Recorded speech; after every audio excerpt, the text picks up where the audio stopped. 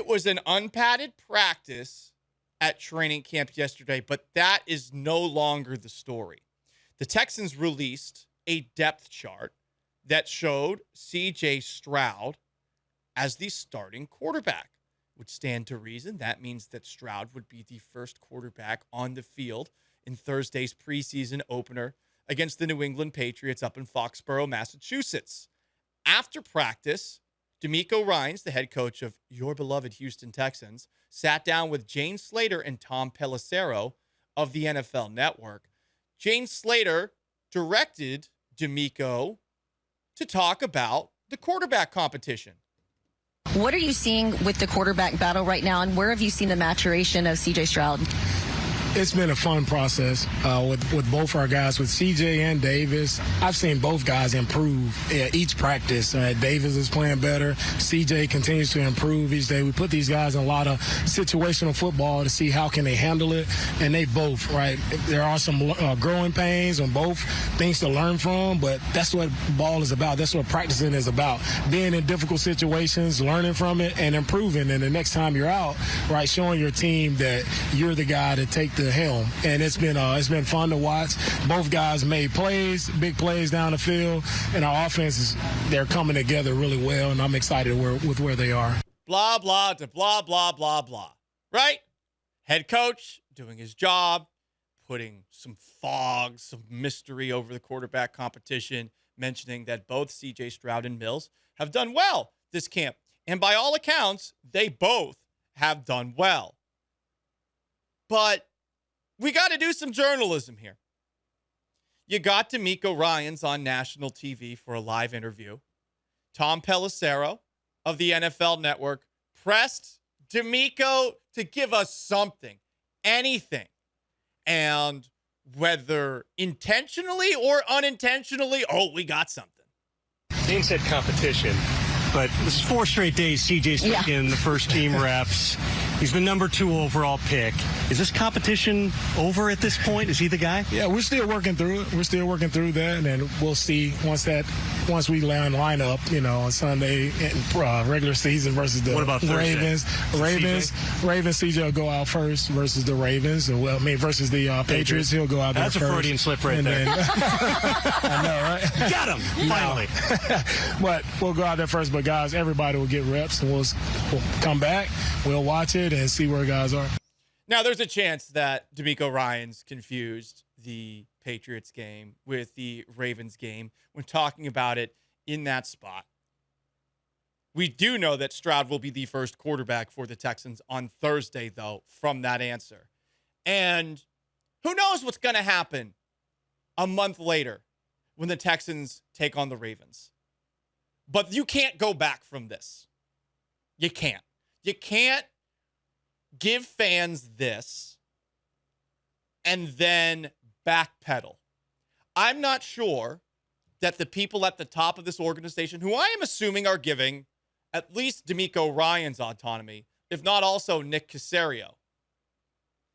They did talk about collaboration during that awkward press conference where it felt like the McNairs wanted Nick Caserio to sweat it out for the firing of Lovie Smith and for the failures of this past season.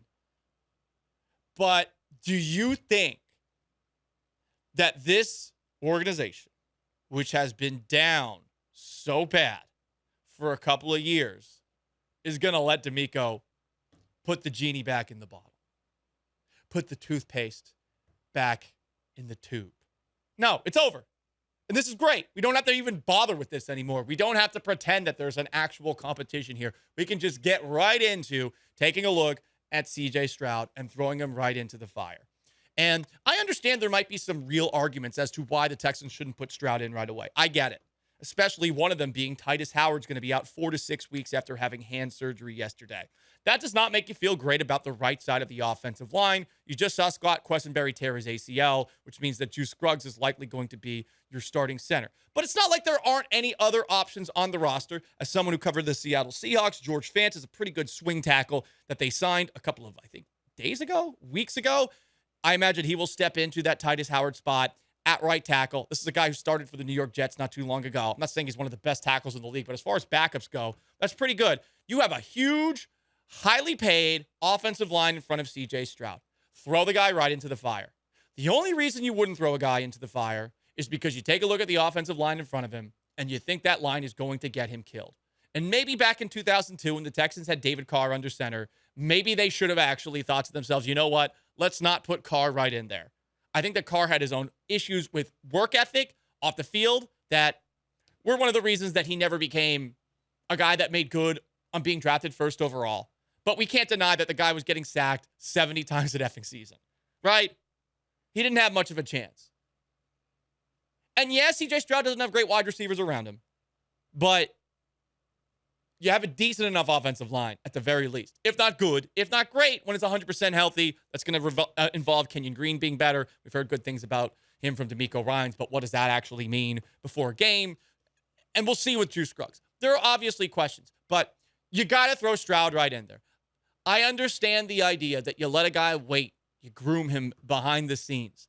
You could point to Aaron Rodgers behind Brett Favre. You could point to Patrick Mahomes behind Alex Smith.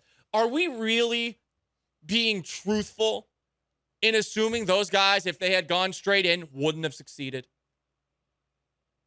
Maybe it would have taken a little bit longer, but I mean, we all saw Patrick Mahomes in his first full season as a starter, and everybody that covered the Kansas City Chiefs and that was a part of that organization back during his first season in the league, 2017, they all said that the guy was stealing the show at practice every single day. It's not to say that Stroud's going to do that, but you generally know right away whether or not a quarterback is going to be good. People that act like this development is going to come over time are talking out of their ass. And we had that last year with Davis Mills. I was the only one setting you straight. Some people, I don't know, I guess they see quarterbacks better than others. Helps to watch Tom Brady growing up. Humble brag, back to earth. He either has it or he doesn't. You may as well find out as soon as you possibly can. And then with the offensive line you got in front of him, maybe not the best receiving core, I'm glad that this is out of the bag, even though, oh boy, that is an interesting first take headline. Even though we have not gotten to the start of the regular season yet, hell, we haven't even seen a preseason game.